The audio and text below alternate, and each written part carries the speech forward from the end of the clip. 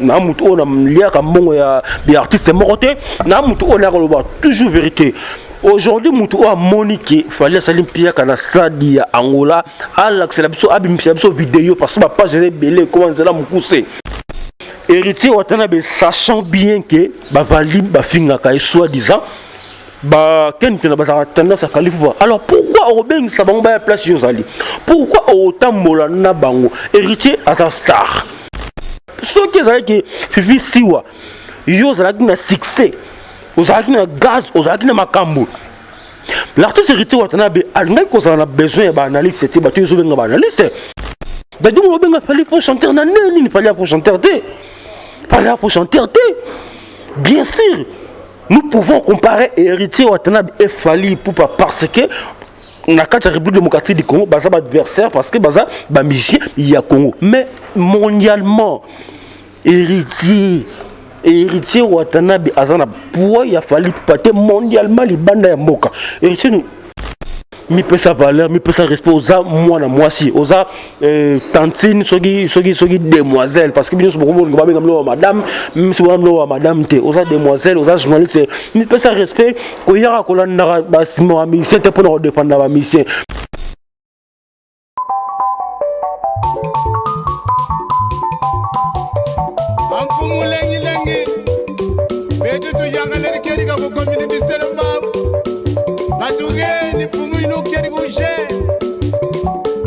Papa Uki Sarisa Bana Bayalwa Mumudila Kena Ambo YouTube Metro Makengo Télévision na Suisse Ozorudu Kwankunga Mimbot Imatea Tremana Mambot Landa YouTube Télévision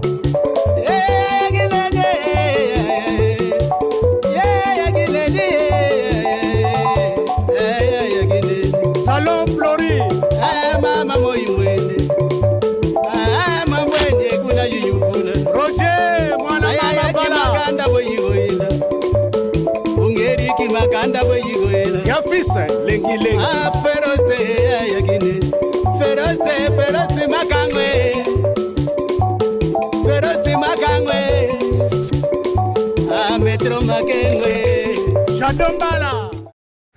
Voilà, merci à tous nos fidèles téléspectateurs de Métro Makengo Tapis Rouge.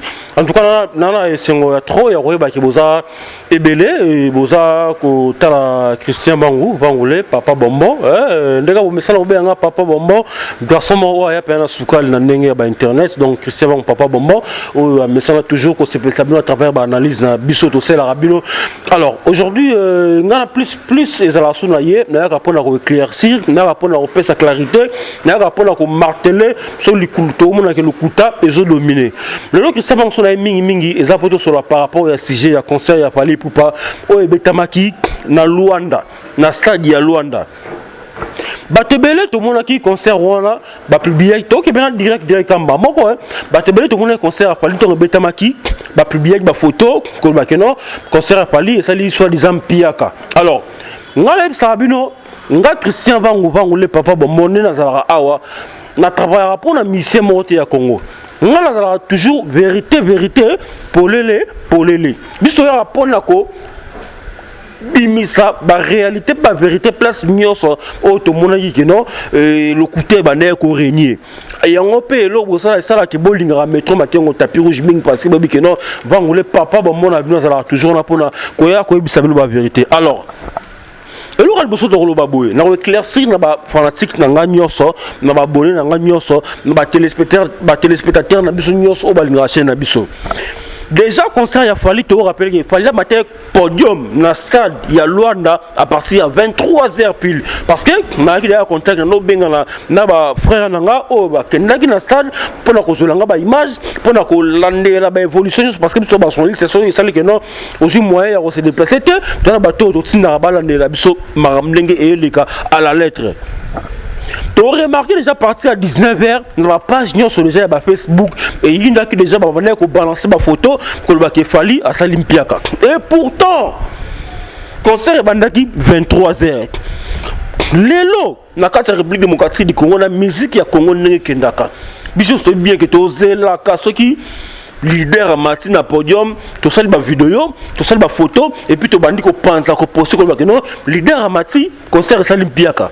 Surtout plutôt zonga na événement minene au Salam na année 2022 concert il y a ça de Martin il y a Wenge musique en 4x4 tout terrain. Concert on a et ça qui plein inventé. Concert à Wenge ça de tonda à partir de 18h, 18h30, 19h juste ndé ça qui bâti tout comme 20h moins Wenge est à comme matin ça de Martin. Tu retenais que ça de ça qui plein parce que tant Wenge Martin podium ndé tout monde que bateau banaki plein on a tout ba que non Wenge ça li plein. Et pareillement dans le concert Héritier Watanabe. Aujourd'hui, si vous avez dit Héritier Sali Piaka dans la salle de Martin, c'est parce que ma vidéo est circulée qui Héritier a le colo, il y a comment le colo podium, a zoé ma banze monnaie déjà. Et bah tu vas qui na podium, bah ça ma vidéo on est l'accès pendant que non réellement il a confirmé que Héritier Sali Piaka dans le concert il y a salle de Martin. Et c'est le robot batté, et c'est le vérité parce que notre single na boy.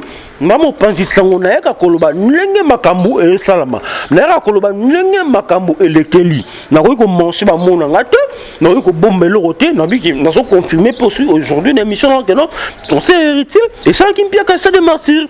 Mais cela ne veut pas dire que non, héritier de mission mouké. Non, héritier de mission mouké, tu n'as qu'à te république de du Congo. Héritier de mission, on a la preuve, on a la solo pour qu'on a maison mère au Eratate, on a la chanson, on a maison mère au Eratate, et on a la disque, deux disques, on a la chanson au super, celle qui est appelée la succès.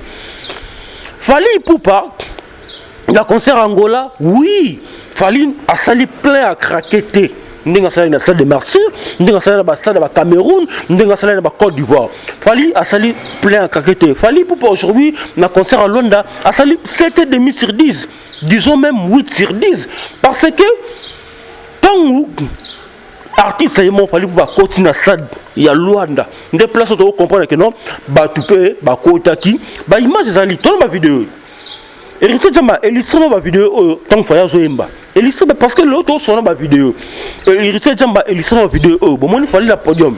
Bon, moi on a senti que non, fallait dans la podium, je me batu bazali. Et ça différent. Na ba vidéo, na ba photo pe oyo, batu ba postaki, na 19h. Fallait mati podium na 18h. Mais à partir podium pendant 23h. Mais comment bien vous poster les bisous photo il y a comment ma photo il y a 19h. 19h fallait na kata santé.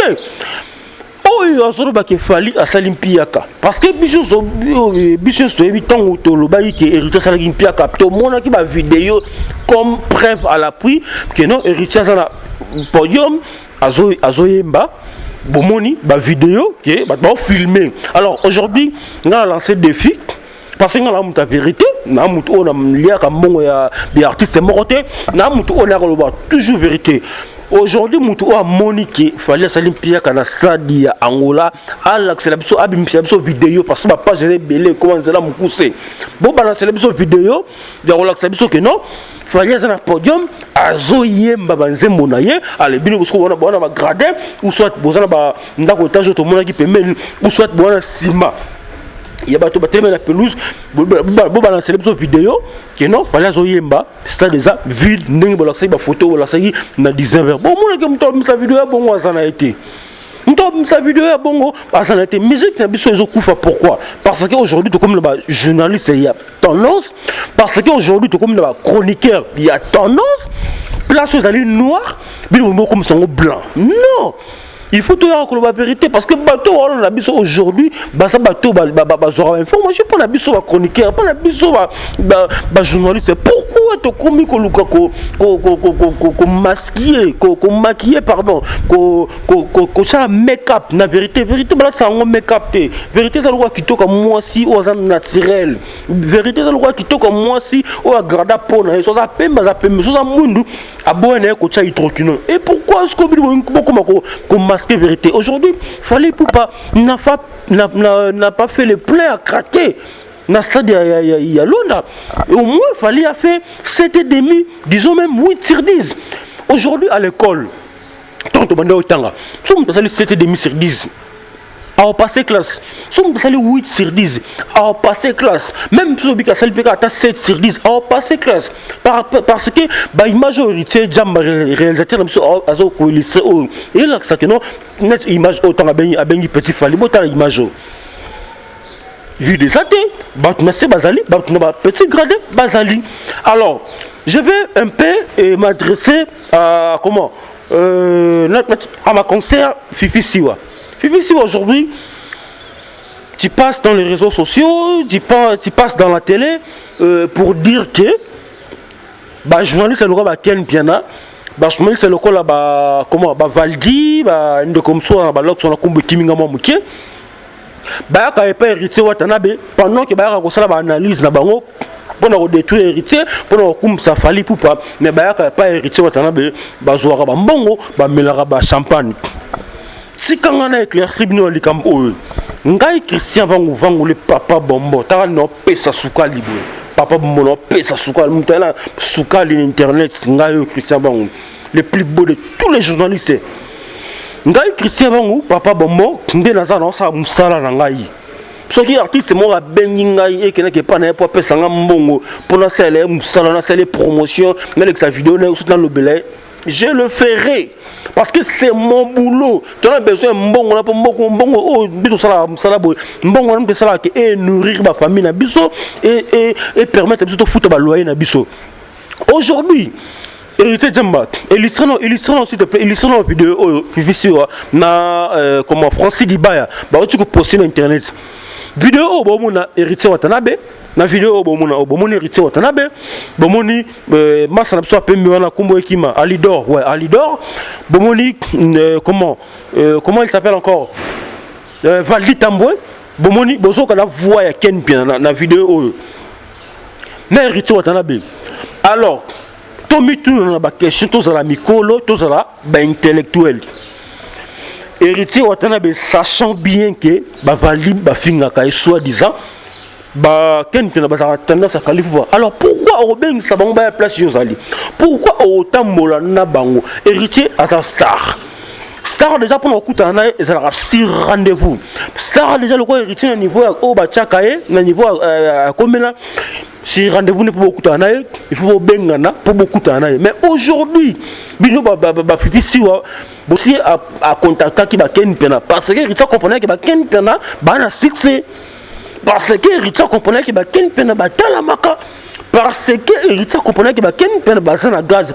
Ce qui est que Fifi Siwa yo zalaki na succès ozalaki na gaz ozalaki na makambo l'artiste Héritier Watanabe alingaki kozala na besoin ya baanalyse te bato ezobenga baanalyse alingaki asakroche na yo akangama na yo osalela ye bapromotion ya bamarketing ya basale de marketing wana ti etonda mais soki omoni asaki appel mpe Ken Pena sachant que Ken Pena baka na couleur mpe tendance ya Fally Poupa abengisa bango parce que biki bana na gaz abengisa bango parce que biki batala makabalanda makabalanda makam na bango. Alors aujourd'hui oui on le que non donc c'est la vidéo que non bayaka ko mbongo pe héritier bayaka ko mbongo pe héritier parce que ba kutana na héritier c'est rendez-vous héritier ça pesa bango mbongo héritier c'est un intellectuel héritier ça muto za kamaele mingi ça quand même ba kena pesa bango mbongo na ye parce que biki ba ken ba le paix concernant ça de martyrs parce que biki ba ken na mission on tombe le paix ba actualité ne peut ezote kama monde entier et là on va Francis Dibaya ko salate et là on va Francis Dibaya ko salate pour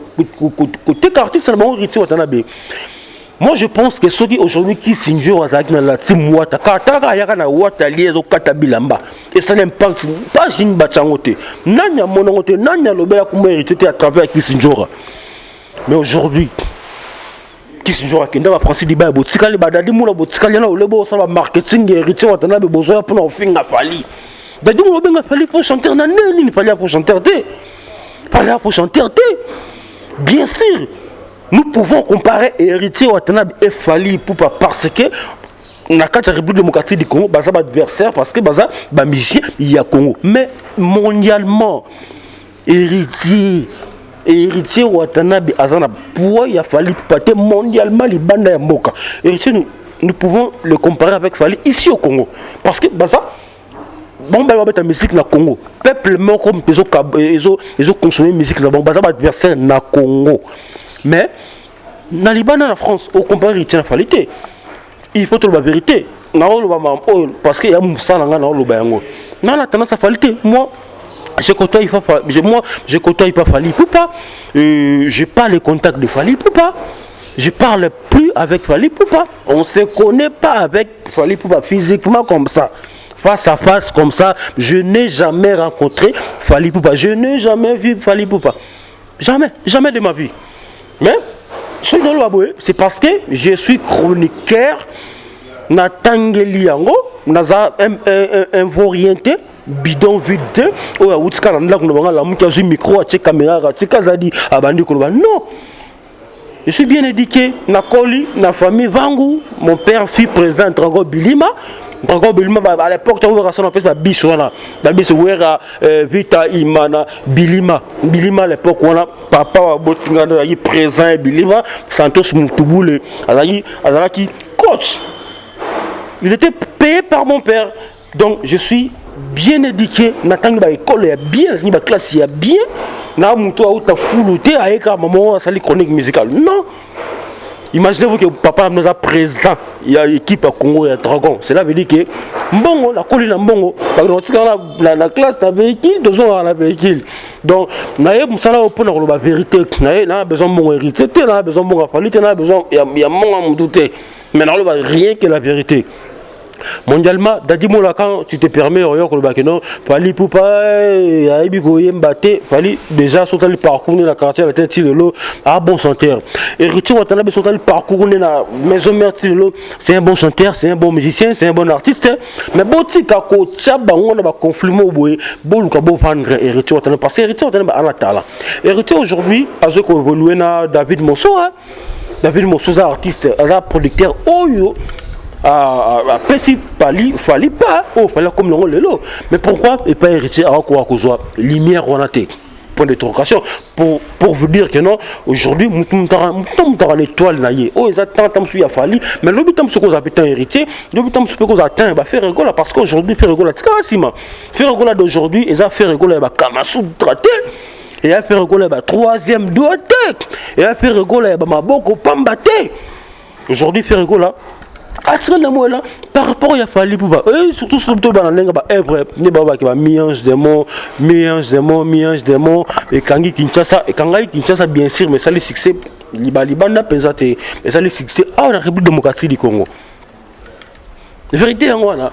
Donc Pipi Siwa moi je pense que Pipi Siwa maintenant RTGA on va convoquer d'abord révoquer pardon on va révoquer parce que journaliste au sein de la chaîne RTGA. Au a tendance comment tandis que vous sont allés émission Gare Centrale tant Karim Mokos la baronne a une émission Gare Centrale. Bis de vendre de la Gare Centrale 14h pour vendre plein de Gare Centrale les autres bezo bande pas vendre la télévision. Mais aujourd'hui Gare Centrale avec Vivi on a vendu là.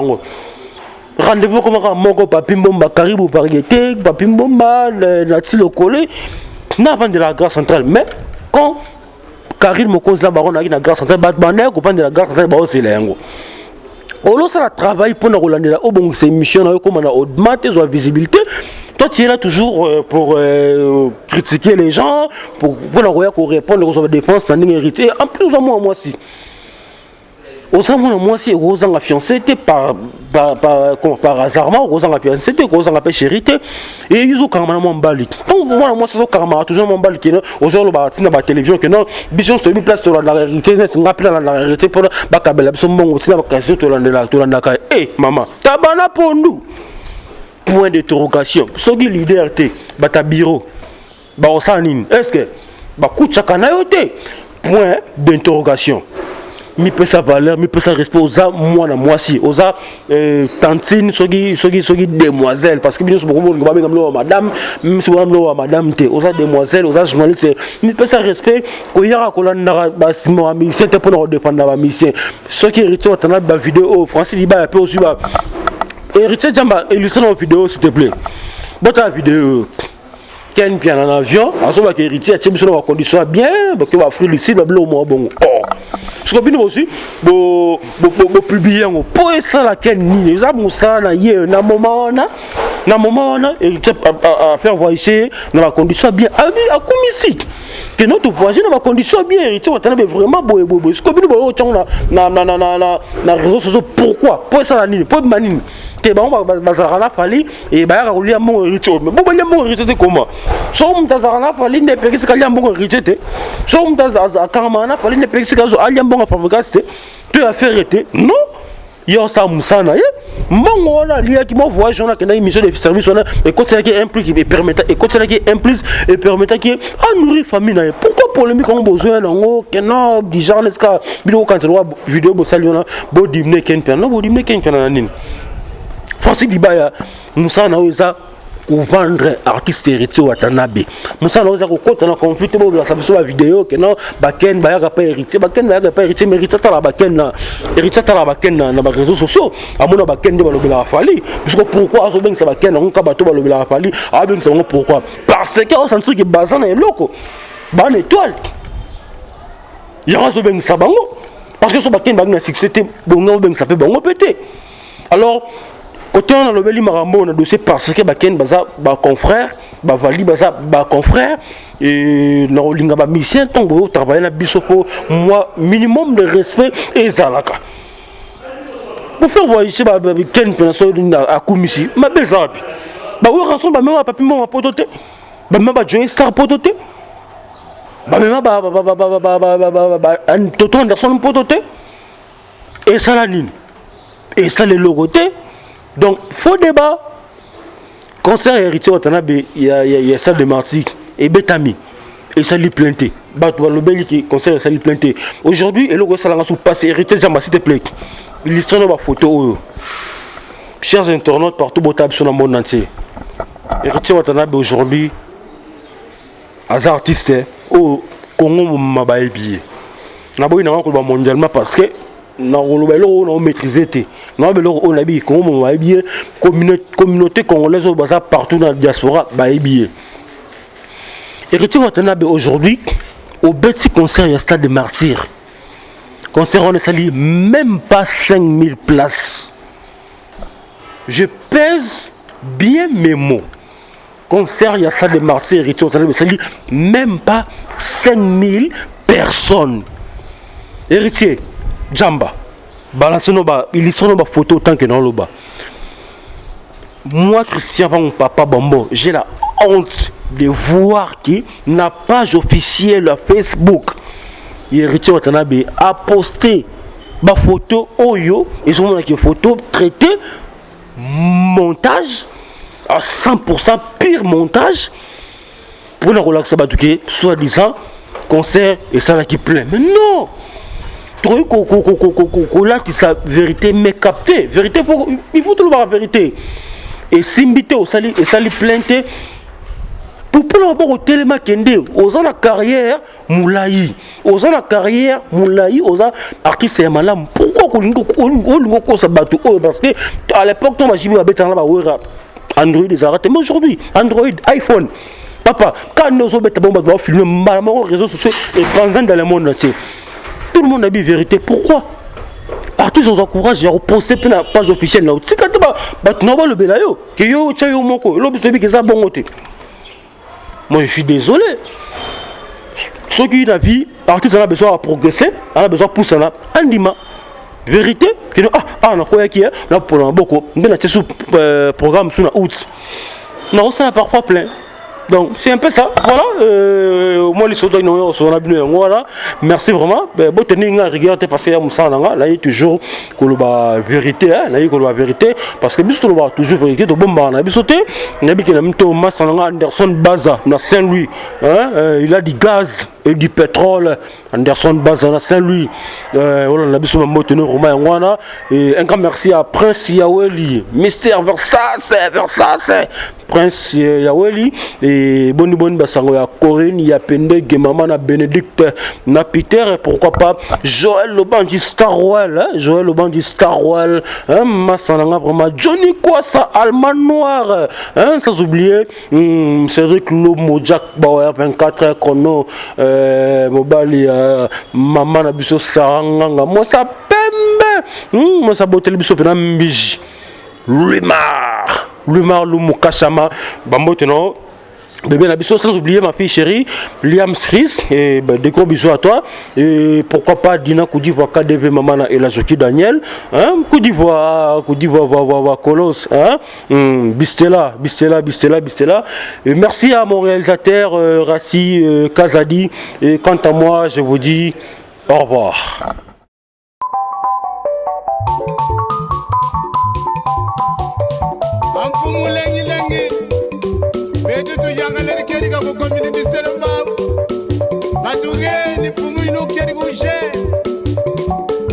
Papa Uki, Sadisa Bana, Vayalua Mumudila Kena, Ambo, YouTube, Metro Makengo, télévision, na Suisse, Ozoridu Wankunga Mimbot, Imatea Trimana Mambot, Landa YouTube, télévision.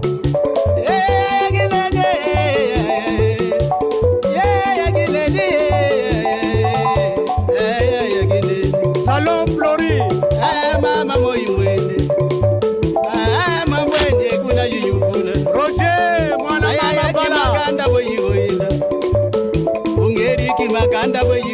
Yafisa lengi lengi feroze yagine feroze makangwe